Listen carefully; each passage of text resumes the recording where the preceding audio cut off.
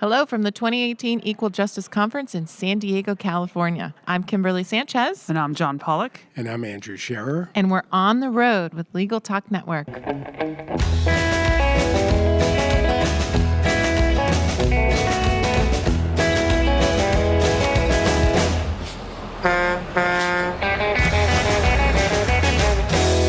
And we're back. Thank you so much for joining us on the road. I'm particularly excited about this panel because the workshop that we're going to be talking about that you all just presented in had a very interesting name. Who named this workshop? I did. Oh, John, you're so fun. I'm going to tell everybody, all the listeners, about what that particular workshop was. And because it's super exciting, Civil Rights to Counsel in the Trump Era, Protecting Vulnerable Communities from Fines, Deportation, Increased Inequity, and more. Yeah. And more. That's right. I think I used all the ink from the printer on that one. I think that you did. Tell me about this workshop, how it was created, and what it is about. Well, the right to counsel in civil cases is a movement we've been working on for a long time, and it's a movement that has seen some additional challenges posed by the Trump administration policies on things like mass deportation, increased incarceration, mass incarceration, and in other areas as well. And so we wanted to bring some experts to talk about how is this work, what is this work doing right now, what gains have we made, and what new challenges are we facing in trying to establish a right to counsel in these areas as a result of new Trump administration policies. And John, tell me who you are and where you're from.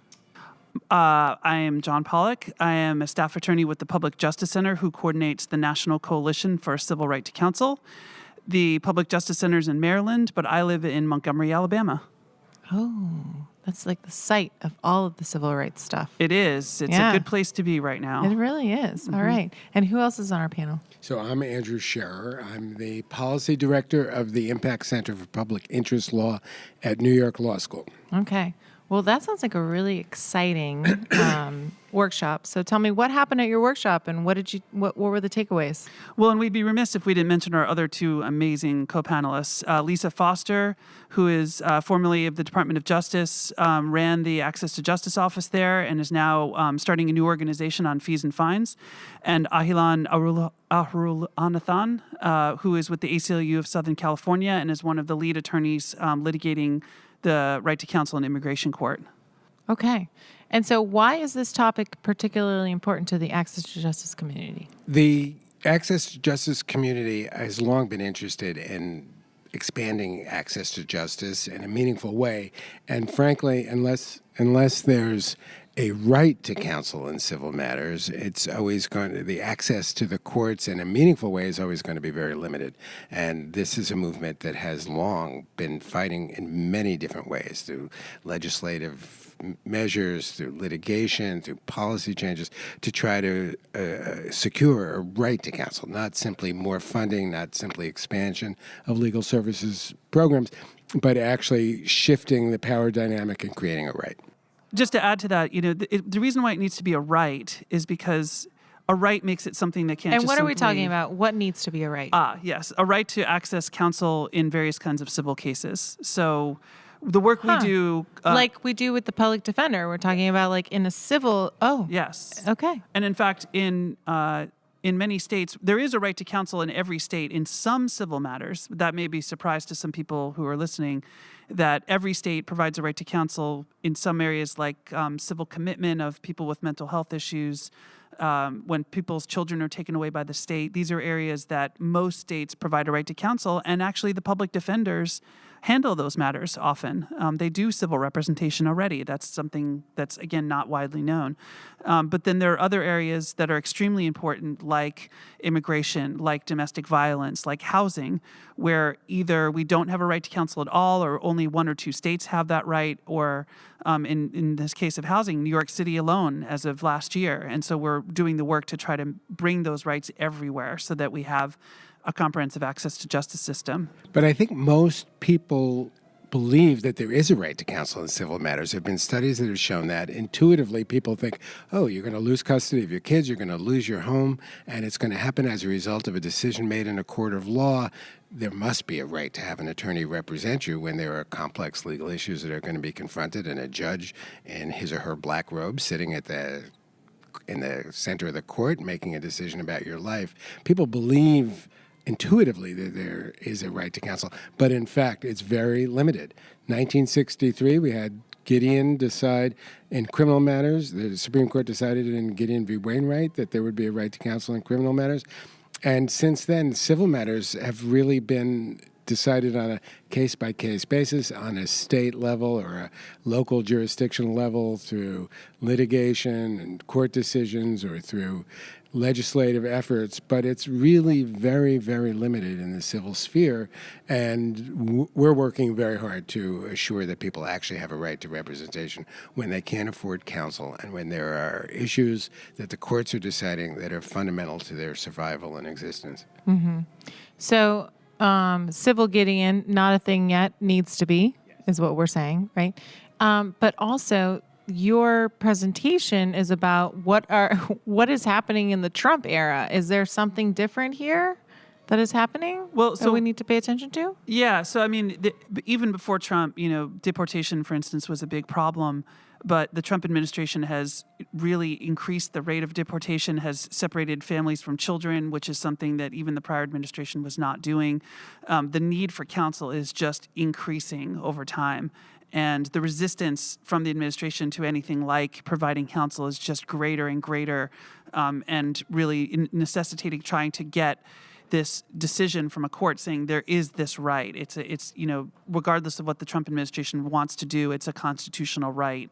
And then in some of the other areas we work in, there's the Obama administration had said when it comes to like civil forfeiture, for seizing assets of people who are charged with crimes, this is a process that's not working. It's not fair to people. And then when the administration changed, AG Sessions basically said civil forfeiture is fantastic. We need more of it, even though people don't get counsel before their assets are taken. And the other areas we work in are similar, where the policies coming from the federal government are increasing the injustice, especially in light of the lack of counsel. So counsel is one of the ways to try to remedy that, that injustice. And the Trump administration has, I think, resulted in a very interesting phenomenon at the local level, because the fact that we have a leader of the country who is not particularly interested, not indicating any interest really in the rights of low-income people, has led to a situation where the localities are actually really taking the issues on. And I think there's a kind of an atmosphere and a mentality that's developed. We have to distinguish ourselves from what's happening in the body politic at the national level. And so at the local level, we're actually seeing really important progressive change where we have an amazingly, rapidly growing right to counsel movement around eviction cases. New York was the first jurisdiction in the United States to enact legislation that would guarantee low-income people counsel when they face losing their homes. Remarkable to me that it took until 2017, it happened last summer, for this to happen. But now San Francisco's got a referendum on this next month. The mayor of Newark announced that he was introducing legislation, and probably at least a dozen other cities, if not more, are having discussions, have legislation in the works. So you're seeing, I think, very much as a result of the reaction to the federal government and the direction the federal government is taking, a kind of a local level reexamination of how low-income people of color, are being treated in the legal system, and it's actually having very positive results at the very local level. Whether this can translate into something happening at the federal level remains to be seen, but it's a very important advance in human rights, really fundamental civil rights and human rights. Yeah, that's very interesting to hear. Yeah, it's very exciting. Actually, it actually is very exciting. What was sort of the response from the audience as you guys are talking about this kind of thing? Are there good examples? Are people just like, what is going on here? This is amazing. We were hoping for that. Yeah, I mean, this audience at the Equal Justice Conference is familiar with a lot of these issues. They may not be as aware of all the right to counsel aspects of it. And I think, one of the things we talked about at the panel was the fact that in this case, the litigation around the right to counsel in immigration for kids, the government's this government had an expert that basically said, I can teach immigration law to a 3-year-old and they don't need a lawyer. And I think that's not necessarily something everyone's heard that happened. And that, that was probably a surprise to some people to hear about that. I mean, that's interesting. Yes, and it was an I was trying immigration. to find a word here. It was for an that. immigration judge, actually, Shocking. a former. Is probably Yes. the word, right? Oh my! And he said it in a deposition. He said, I can train a 3-year-old to represent themselves. It's not easy, but they can do it. And 30-year-olds can't be trained to represent themselves in immigration law. The idea of a 3-year-old is beyond the pale. But John Oliver did an episode on this, so your yes. your listeners can look that up and watch it. It's shocking. It's that's an unbelievable. interesting, that's a pretty broad disrespect of what attorneys do and what the rule of law means, and do we see and it's that's a happening? complete perversion of the human, like some understanding of the human condition. It's like, can you really seriously maintain that a child of 5 years old or 4 years old can adequately advance protect their own interests in a administrative hearing or in a quasi-judicial type proceeding? No way. So what is the message that you guys had, this panel had, for the audience here at the Equal Justice Conference, who are a bunch of people that are really interested in advancing these kinds of issues? I think the first thing is to make them aware of how much is happening. The right to counsel movement has really accelerated, taken has had significant advancements in housing, and there was an earlier case in immigration that was won about litigants with mental illness, and we've had some really significant gains. And I think the point was A, to make them aware of that, and B, make them also understand that certain changes at the federal level mean that our work has gotten harder in some ways, but that there is, as Andy was saying, some local exciting reaction to that, staking out a position at the local level as a reaction, and that right to counsel is part of that reaction. That may not be something that people are aware of, that, when they may hear about sanctuary cities, but they may not hear about access to counsel, which is what a lot of cities are now starting to do as a response to these new immigration policies. But what I would add to that is I think that the message that we want to convey to people is be bold. This is a system that has for long been broken. The courts that deny people access to counsel simply because they can't afford it, where there are complex legal issues that ultimately are going to result in people losing their homes, losing custody of their kids, dealing with incredibly traumatic and difficult issues that are going to affect their lives forever. The justice system needs to be an even playing field for people. And it's so fundamental. And I think people in this crowd, this is a legal services, equal justice crowd, believe that, but I think it's very easy to be caught up in sort of the moment and the issues of the moment and not have this long-term vision for where the justice system needs to go, and to be bold and really advocate for that. I think that's the lesson that we, I think that's a takeaway from what we were able to accomplish in New York City. And the kind of the mission, I think what I'm hearing is civil Gideon should be a thing. It is right? a thing. That's actually the message. Yeah. It's not should be. It's that as a movement, it already is. We just need to codify it, Yes. right? We all just the need way. to, But we've already done some of it. That's the idea, is that some of the rights to counsel are already in place because of the work that's been done. We have a long way to go, but we are not at zero either. And I think civil Gideon is sort of a misnomer in a way. I think because people love that term. No, lawyers we love they that. don't. No, lawyers love that term because they understand what that means. But lay people don't really. And so we call it a civil right to counsel because it is fundamentally a civil right, and people understand that.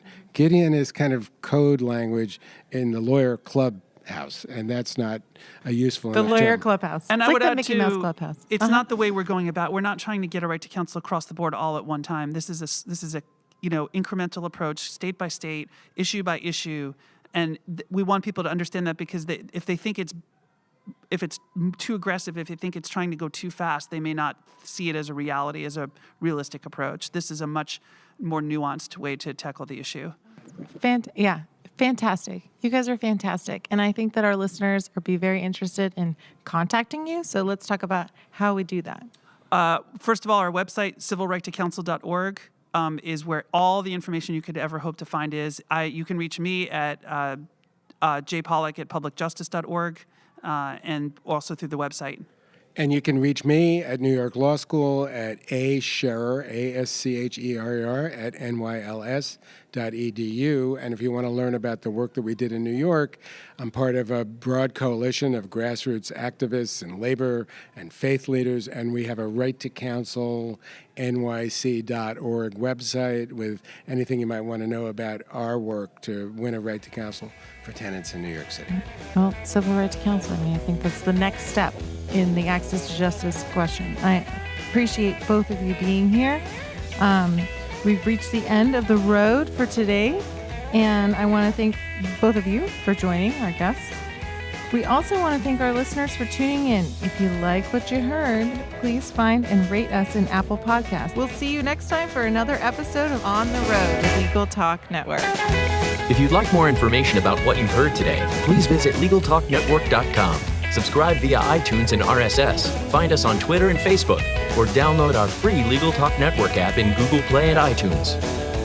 The views expressed by the participants of this program are their own and do not represent the views of, nor are they endorsed by, Legal Talk Network, its officers, directors, employees, agents, representatives, shareholders, and subsidiaries. None of the content should be considered legal advice.